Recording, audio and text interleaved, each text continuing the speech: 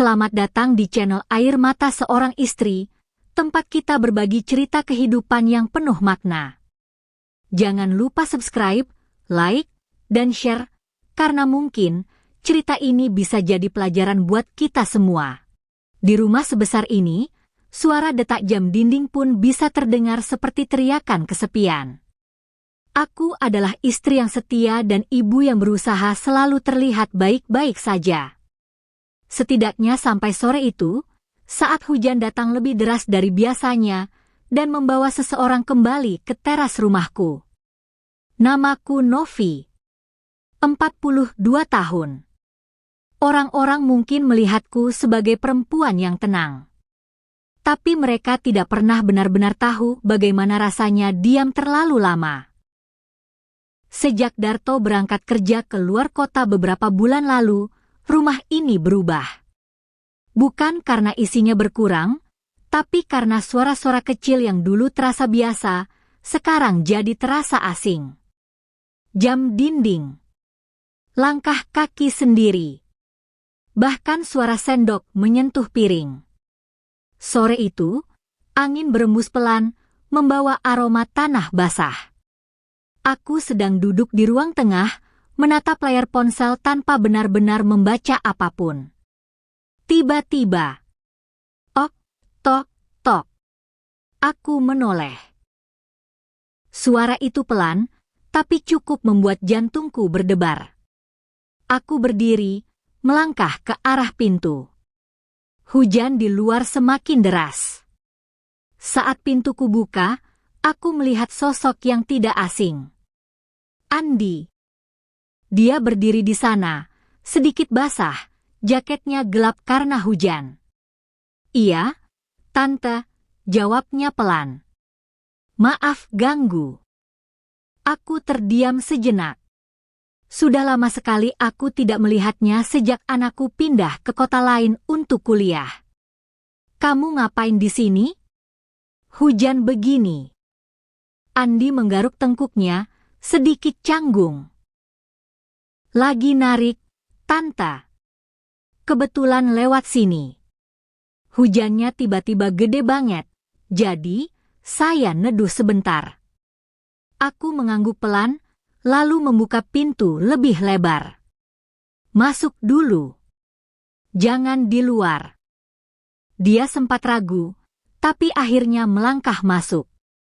Saat dia berdiri di ruang tamu, aku baru benar-benar melihatnya lagi. Wajahnya masih sama, tenang, tidak banyak ekspresi. Tapi ada sesuatu yang berubah. Lebih dewasa, lebih diam. Aku mengambil handuk kecil dari dalam. Nih, keringin dulu. Makasih, Tante. Suasana kembali hening.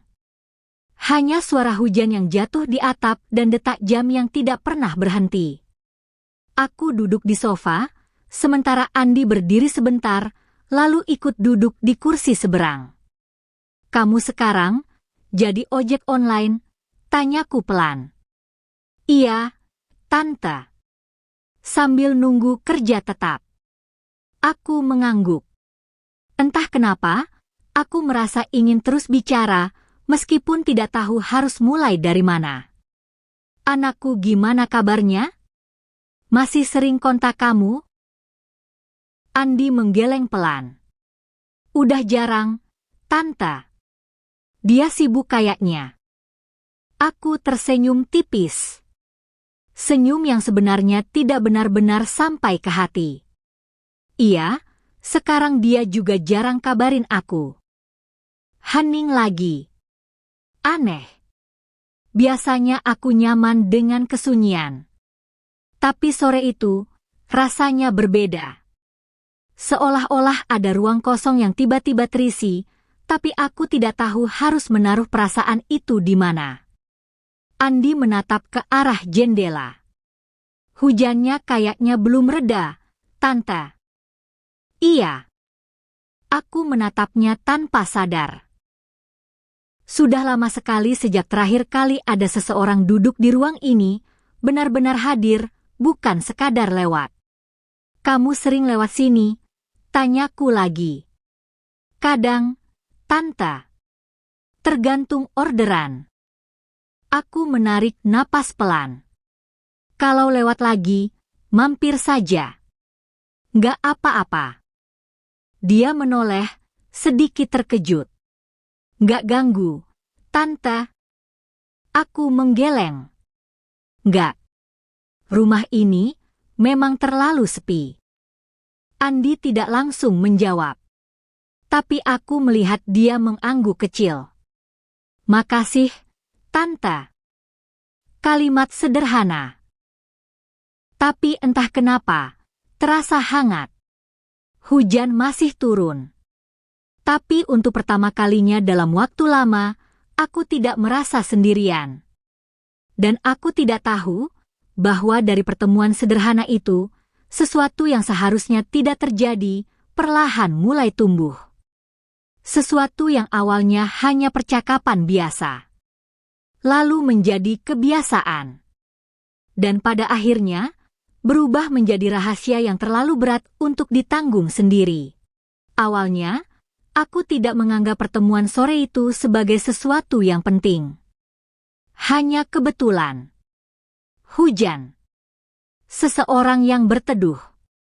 Tapi entah kenapa, setelah hari itu, aku mulai memperhatikan sesuatu yang dulu tidak pernah kupikirkan. Suara motor berhenti di depan rumah. Notifikasi ponsel. Nama Andi yang muncul lebih sering dari yang seharusnya. Di rumah, Tante, pesannya suatu sore. Aku menatap layar cukup lama sebelum menjawab. Iya. Tidak lama, motor itu benar-benar berhenti di depan pagar. Aku berdiri di balik tirai, melihatnya membuka helm. Gerakannya tenang, sama seperti caranya bicara. Aku sendiri tidak mengerti kenapa jantungku berdebar hanya karena itu. Aku membuka pintu sebelum dia sempat mengetuk. Baru lewat, tanyaku, mencoba terdengar biasa. Iya, Tante. Sekalian nganter pesanan ke sini. Aku mengangguk, lalu memberi jalan. Masuk dulu. Kali ini, tidak ada hujan. Tidak ada alasan kuat. Tapi dia tetap masuk. Dan aku tetap mengizinkannya. Kami duduk seperti biasa. Jaraknya tidak berubah, tapi suasananya berbeda. Lebih akrab, tanpa pernah benar-benar dibicarakan. Kamu udah makan? Tanyaku. Belum, Tante. Nanti aja. Tunggu. Aku masak sedikit. Aku bangkit ke dapur tanpa menunggu jawabannya. Entah sejak kapan aku mulai melakukan hal-hal kecil seperti itu. Menyiapkan teh.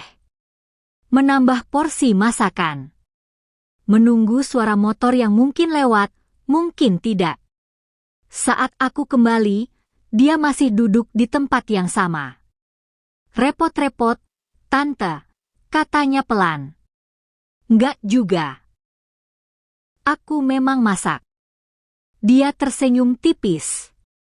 Senyum yang jarang muncul, tapi selalu terasa tulus. Kami makan tanpa banyak bicara. Tapi anehnya, tidak terasa canggung. Kerja kamu capek? Tanyaku setelah beberapa saat. Lumayan. Tapi enak, bisa jalan terus. Aku mengangguk. Daripada diam di rumah, lanjutnya. Kalimat itu sederhana. Tapi entah kenapa terasa seperti menyentuh sesuatu dalam diriku. Iya, diam di rumah memang kadang lebih capek. Dia menatapku sejenak. Tidak lama, tapi cukup membuatku merasa dilihat. Bukan sekadar sebagai Tante. Bukan sekadar ibu dari temannya. Tapi sebagai seseorang yang benar-benar ada. Sejak saat itu, Andi mulai sering datang. Tidak setiap hari, tapi cukup sering untuk membuatnya terasa seperti bagian dari rutinitas. kadang hanya duduk sebentar. Kadang membantu memperbaiki sesuatu di rumah. Kadang hanya diam, tapi tetap tinggal. Dan aku tidak pernah menolak. Suatu malam, listrik sempat mati beberapa menit. Rumah jadi gelap, hanya diterangi cahaya dari luar jendela. Aku duduk di sofa, Andi di samping, jarak kami lebih dekat dari biasanya. Takut gelap, Tante? Tanyanya pelan. Aku tersenyum kecil. Bukan gelapnya, tapi sunyinya. Dia tidak langsung menjawab. Beberapa detik berlalu, hanya suara napas kami yang terdengar. Aku di sini, katanya akhirnya. Sederhana, tapi membuat dadaku terasa penuh. Aku menoleh. Wajahnya samar dalam cahaya redup. Dan untuk pertama kalinya, aku sadar ada sesuatu yang mulai berubah. Bukan hanya kebiasaan. Bukan hanya kehadiran. Tapi perasaan yang perlahan tumbuh, tanpa izin. Aku menarik napas pelan, mencoba menahan sesuatu yang bahkan belum sempat kupahami. Andi, panggilku pelan. Iya, Tante. Aku terdiam. Seharusnya aku menghentikan ini. Seharusnya aku menjaga jarak. Seharusnya aku ingat siapa dia dan siapa aku. Tapi semua kata itu hanya berputar di kepala, tidak pernah benar-benar keluar. Terima kasih ya, udah sering nemenin. Dia menggeleng pelan. Nggak apa-apa, Tante. Jawaban itu terlalu mudah. Seolah-olah semua ini memang wajar. Padahal jauh di dalam hati, aku tahu. Ini bukan lagi sekadar kebetulan. Dan bukan lagi sesuatu yang bisa aku kendalikan sepenuhnya. Malam itu, saat Andi pamit pulang, aku berdiri cukup lama di depan pintu. Melihat punggungnya menjauh. Mendengar suara motornya menghilang. Dan saat semuanya kembali sunyi, aku menyadari sesuatu yang membuatku tidak bisa tidur sepanjang malam. Aku mulai menunggu kehadirannya. Bukan karena kesepian semata, tapi karena aku ingin dia datang. Dan keinginan itu terasa jauh lebih berbahaya dari yang pernah kubayangkan. Sejak malam itu, semuanya berubah. Bukan di luar. Rumah ini tetap sama. Dindingnya masih berdiri kokoh, jam di ruang tengah masih berdetak tanpa henti. Tapi di dalam diriku, ada sesuatu yang tidak lagi bisa aku abaikan. Aku mulai menunggu pesan dari Andi setiap hari. Sekadar lagi di sekitar sini saja sudah cukup membuatku gelisah. Dan ketika pesan itu tidak datang, aku justru merasa kehilangan sesuatu yang seharusnya bukan milikku. Suatu sore, hujan turun lagi. Tidak terlalu deras, tapi cukup membuat udara semakin dingin. Aku berdiri di dapur, menatap panci yang sebenarnya sudah matang sejak tadi. Ponselku diam. Tidak ada pesan. Aku menarik napas panjang, mencoba menenangkan diri. Ini nggak benar, gumamku pelan. Tapi pikiranku tidak mau berhenti. Sampai akhirnya, notifikasi masuk. Namanya muncul di layar. Andi. Jantungku langsung berdegup lebih cepat. Lagi di dekat rumah, Tante. Aku tidak langsung membalas. Tanganku sempat gemetar, entah kenapa.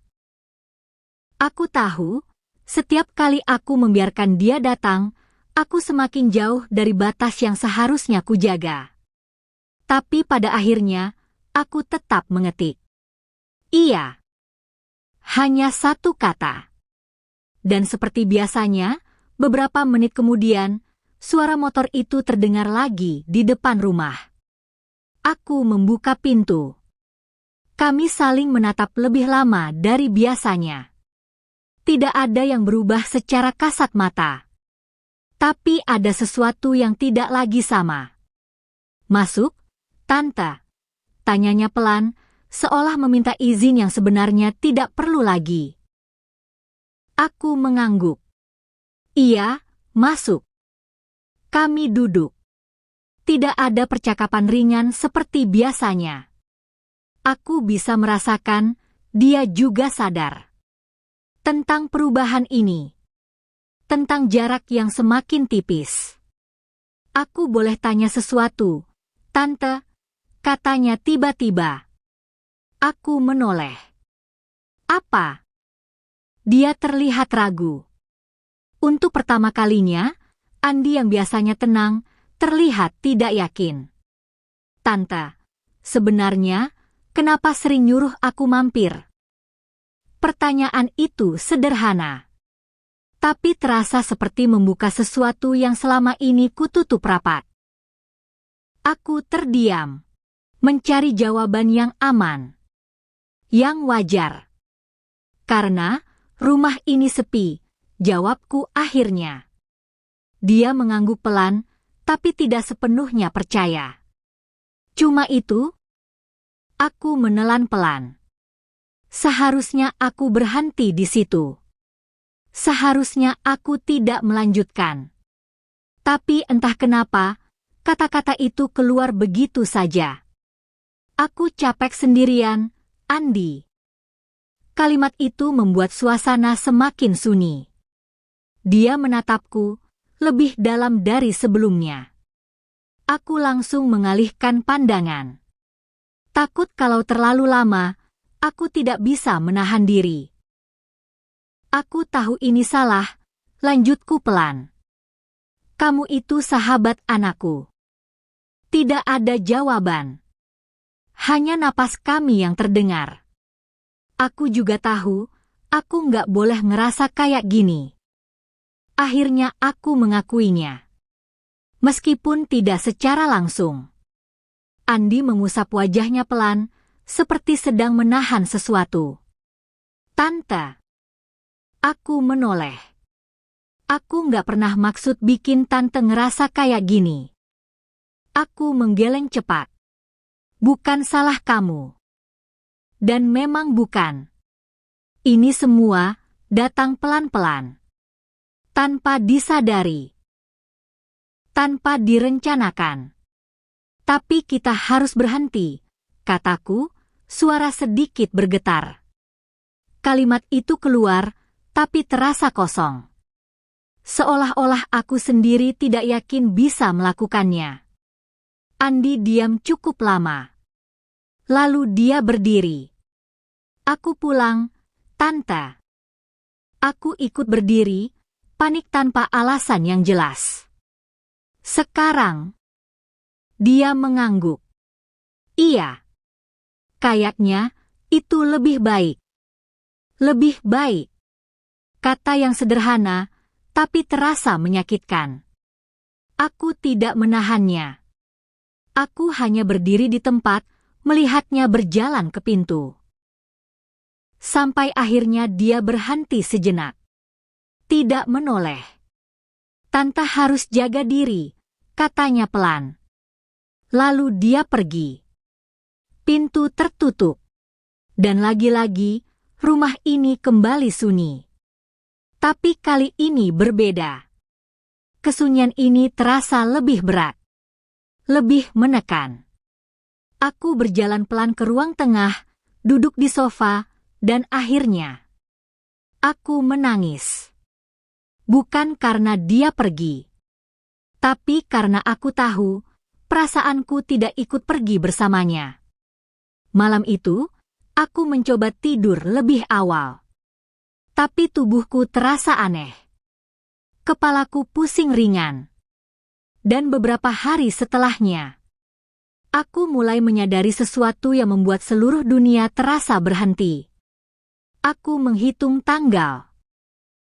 1 kali. 2 kali. 3 kali. Sampai akhirnya aku tidak bisa lagi menyangkalnya. Dengan tangan gemetar, aku berbisik pelan di tengah kamar yang gelap. Jangan sampai. Tapi jauh di dalam hati, aku sudah tahu jawabannya. Dan kenyataan itu bukan hanya akan mengubah hidupku, tapi juga bisa menghancurkan semua yang selama ini aku jaga. Aku duduk lama di tepi tempat tidur, menatap hasil yang ada di tanganku. 2 garis itu jelas, tidak samar, tidak memberi ruang untuk berharap ini hanya salah paham. Aku menutup mata, menarik napas panjang, tapi dada ini justru terasa semakin sempit. Kenapa? Bisikku pelan. Bukan karena aku tidak tahu bagaimana ini bisa terjadi, tapi karena aku tahu konsekuensinya tidak akan sederhana. Hari-hari berikutnya terasa berjalan lambat. Aku tetap menjalani rutinitas seperti biasa. Memasak, membersihkan rumah, menjawab pesan dengan singkat. Seolah-olah tidak ada yang berubah. Padahal di dalam diriku, ada sesuatu yang terus mengingatkan bahwa semuanya sudah berbeda. Dan Andi, dia tidak pernah datang lagi. Tidak ada pesan. Tidak ada kabar. Seolah-olah dia benar-benar memilih untuk menjauh. Mungkin itu memang yang seharusnya. Tapi justru itu yang membuat semuanya terasa semakin berat. Sampai suatu malam, pintu depan terbuka. Aku menoleh dari ruang tengah. Dan di sana, berdiri Darto. Aku pulang, katanya singkat, sambil meletakkan tasnya. Aku terdiam. Sudah lama aku menunggu momen ini. Tapi sekarang, aku justru tidak siap. Kok nggak bilang dulu? Tanyaku pelan. Mau kasih kejutan? Jawabnya sambil tersenyum tipis. Senyum yang dulu terasa hangat. Sekarang, entah kenapa membuatku gugup. Dia mendekat, duduk di sofa. Kamu kelihatan capek, katanya, menatapku lebih lama dari biasanya. Aku mengalihkan pandangan. Biasa aja. Dia mengangguk, lalu menyandarkan tubuhnya. Kerjaan di sana selesai lebih cepat. Jadi aku pikir, ya udah, pulang aja. Aku tidak tahu harus menjawab apa. Suasana jadi canggung. Padahal dulu, kami tidak seperti ini. Rumah sepi ya? Tanyanya lagi. Aku tersenyum tipis. Iya. Aku duduk lama di tepi tempat tidur, menatap hasil yang ada di tanganku. 2 garis itu jelas. Tidak samar. Tidak memberi ruang untuk berharap ini hanya salah paham. Aku menutup mata, menarik napas panjang, tapi dada ini justru terasa semakin sempit. Kenapa? Bisikku pelan. Bukan karena aku tidak tahu bagaimana ini bisa terjadi. Tapi karena aku tahu, konsekuensinya tidak akan sederhana. Hari-hari berikutnya terasa berjalan lambat. Aku tetap menjalani rutinitas seperti biasa. Memasak. Membersihkan rumah. Menjawab pesan dengan singkat. Seolah-olah tidak ada yang berubah. Padahal di dalam diriku, ada sesuatu yang terus mengingatkan bahwa semuanya sudah berbeda. Dan Andi, dia tidak pernah datang lagi. Tidak ada pesan. Tidak ada kabar. Seolah-olah dia benar-benar memilih untuk menjauh. Mungkin itu memang yang seharusnya. Tapi justru itu yang membuat semuanya terasa semakin berat. Sampai suatu malam, pintu depan terbuka. Aku menoleh dari ruang tengah. Dan di sana, berdiri Darto. Aku pulang, katanya singkat, sambil meletakkan tasnya. Aku terdiam. Sudah lama aku menunggu momen ini. Tapi sekarang, aku justru tidak siap. Kok nggak bilang dulu? Tanyaku pelan. Mau kasih kejutan? Jawabnya sambil tersenyum tipis. Senyum yang dulu terasa hangat. Sekarang, entah kenapa membuatku gugup. Dia mendekat, duduk di sofa.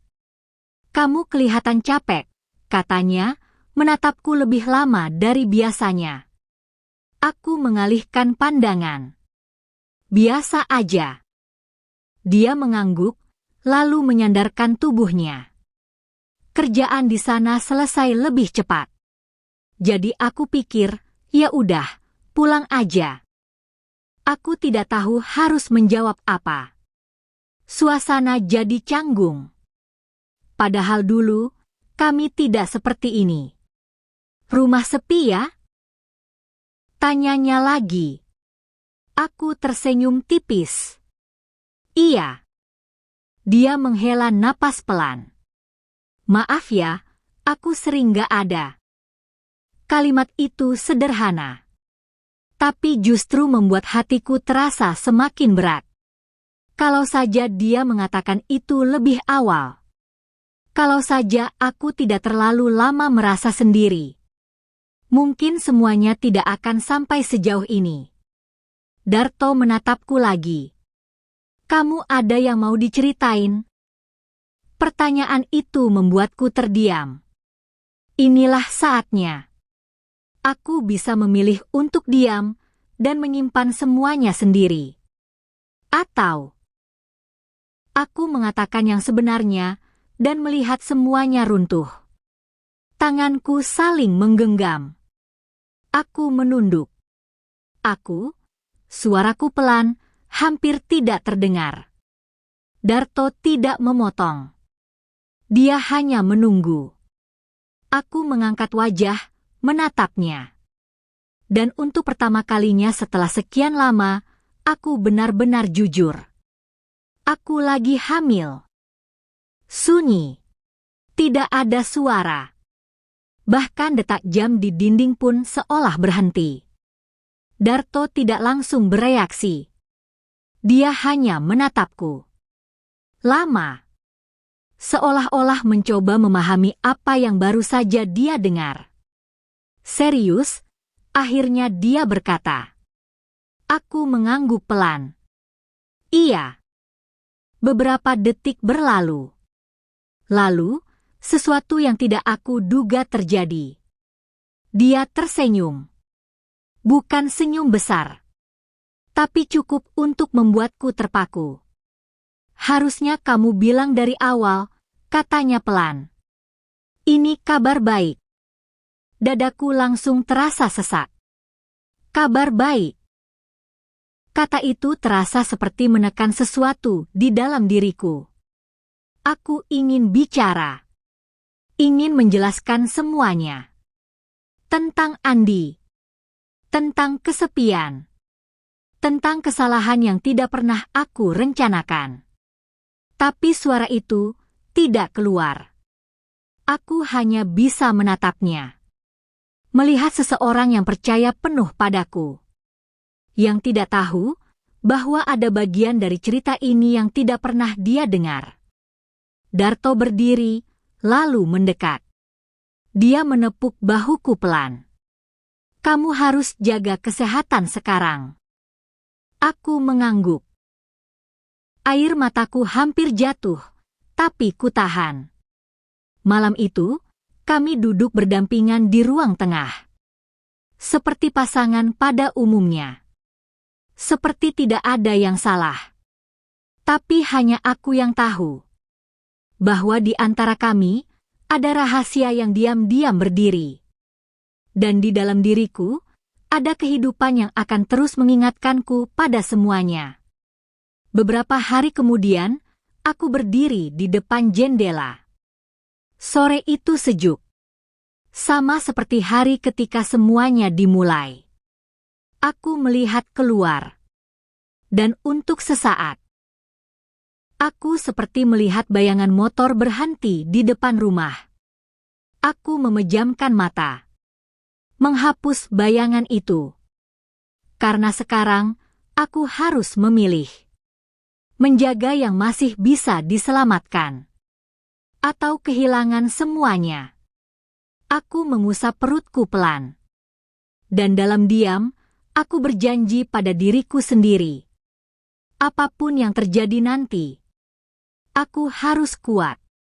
Meskipun rahasia ini akan terus hidup bersamaku. Kadang, hidup memang membawa kita ke situasi yang tidak kita inginkan. Tapi selalu ada pilihan untuk tetap berada di jalan yang benar. Kalau kamu ada di posisi seperti ini, apa yang akan kamu lakukan? Tulis di kolom komentar ya. Dan jangan lupa, subscribe untuk cerita lainnya. Sampai jumpa di cerita berikutnya.